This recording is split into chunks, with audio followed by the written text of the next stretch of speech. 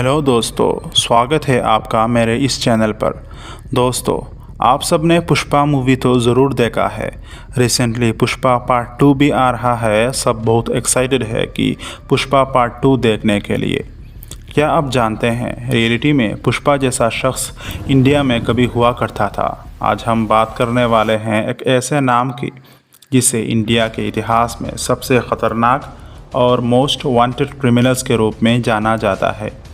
जंगल का राजा, लाल चंदन स्मगलर और एक ऐसे इंसान जिसको पकड़ने में पुलिस को 20 साल लग गए। हाँ, मैं बात कर रहा हूँ वीरप्पन की। तो चलिए शुरू करते हैं उसकी ज़िंदगी की एक ऐसी कहानी जो सस्पेंस और थ्रिलर से भरी हुई है।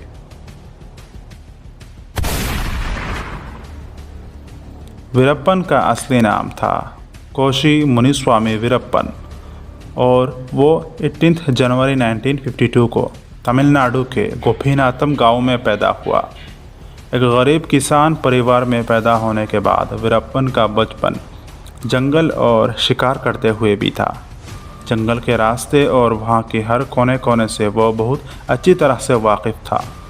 वीरप्पन ने छोटे से उम्र में ही हंटिंग सीख लिया था।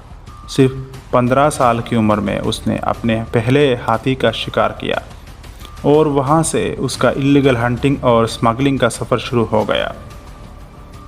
उसका शिकार का सिलसिला आगे चलकर एक बड़े क्राइम एम्पायर में बदल गया, जिसमें लाल चंदन और हाथी के दांतों का स्मगलिंग सबसे ज़्यादा थी। वीरप्पन का नाम चंदन स्मगलिंग और हाथियों के दांतों की इलीगल तस्करी के लिए मशहूर था। कहते हैं कि उसने लगभग 900 से ज़्यादा हाथियों का शिकार किया और उनके दांतों को इंटरनेशनल मार्केट में बेचकर करोड़ों में कमाए। वीरप्पन सिर्फ स्मगलर ही नहीं बल्कि एक ख़तरनाक गैंगस्टर भी था। उसने 200 से ज़्यादा लोगों की जान ली, जिनमें 97 पुलिस वाले भी शामिल थे। उसका टेरर तमिलनाडु, कर्नाटका और केरला के जंगलों तक फैल चुका था। उसने सिर्फ तस्करी ही नहीं बल्कि काफ़ी बड़े बड़े किडनैपिंग केसेस को अंजाम दिया। 1997 में उसने कन्नाडा एक्टर राजकुमार को किडनैप कर लिया और उसके बदले में सरकार से मांग रखी। इस किडनैपिंग ने वीरप्पन का नाम नेशनल हेडलाइन में आ गया। वीरप्पन इतना ख़तरनाक था, उसने एक पुलिस ऑफिसर को उठाया और गोली मारने के बाद उसका सर काट दिया।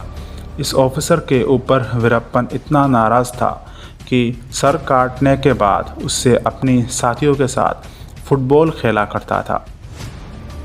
इस ऑफिसर की लाश पुलिस को बिना सर के मिली थी। बहुत दिन बाद पुलिस को उसका सर मिला। एक दिन कर्नाटका के जंगलों में पुलिस टीम वीरप्पन की तलाश में निकली थी। उनका शिकार कुछ ही किलोमीटर दूर अपनी जान बचाने के लिए भाग रहा था। उस दिन वीरप्पन अकेला नहीं था, उसके हाथ में उसकी 6 महीने की बच्ची थी। वीरप्पन बाग के एक छोटी सी गुफा में छुप गया था। अचानक उसकी बेटी रोने लगी। उसको अपनी जान इतनी प्यारी थी कि उसने अपनी नन्ही सी बच्ची को हमेशा के लिए चुप करवा दिया। उसने एक बड़ा सा पत्थर उठाया और उसका सर कुचलकर अपनी ही हाथों से उस बच्ची को भयानक मौत दे दी और वहाँ से भागने में कामयाब हो गया।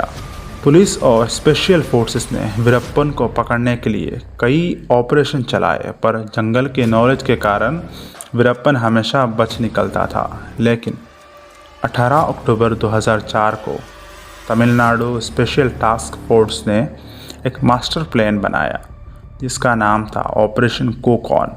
उस वक्त वीरप्पन का तबीयत बहुत ख़राब था। वीरप्पन को अच्छे इलाज की ज़रूरत थी, जिसके लिए उससे बाहर जाने की जल्दी थी। ये खबर स्पेशल फोर्सेस के पास पहुंच गई। स्पेशल फोर्सेस ने एक फेक एम्बुलेंस का यूज़ किया। ये एम्बुलेंस एक ट्रैप था और वीरप्पन को लगा कि ये एम्बुलेंस उसके साथियों ने हायर किया है। उस टाइम वीरप्पन और उसके 3 साथी उसके साथ जाने के लिए तैयार हुए। जब वीरप्पन और उसके साथी एम्बुलेंस के पास गए तब पुलिस ने उसे घेर लिया और लगातार फायरिंग शुरू कर दी। बताया जाता है कि कुल 350 राउंड की फायरिंग हुई। वीरप्पन और उसके 3 साथी को उसी वक्त पुलिस ने मार गिराया। इस तरह जंगल का राजा अपने अंत तक पहुंच गया। दोस्तों, वीरप्पन की कहानी एक ऐसे इंसान की है जिसने अपनी क्राइम से पूरी एक दुनिया खड़ी कर दी थी। पर जंगल के राजा का अंत भी वही होता है जो हर गुनहगार का होता है। आपको क्या लगता है, वीरप्पन का यह सफ़र एक कहानी है, ये एक वार्निंग है कि क्राइम का अंत हमेशा बुरा होता है? आपने विचार कमेंट्स में ज़रूर शेयर करें। अगर आपको ये वीडियो पसंद आई तो लाइक करें, शेयर करें और हमारे इस चैनल को सब्सक्राइब करना ना भूलें। अगले वीडियो में एक नई और इंटरेस्टिंग टॉपिक के साथ मिलते हैं। तब तक के लिए जय हिंद। क्या आपको लगता है कि वीरप्पन का टेरर कभी ख़त्म हो पाता अगर ऑपरेशन कोकॉन नहीं होता?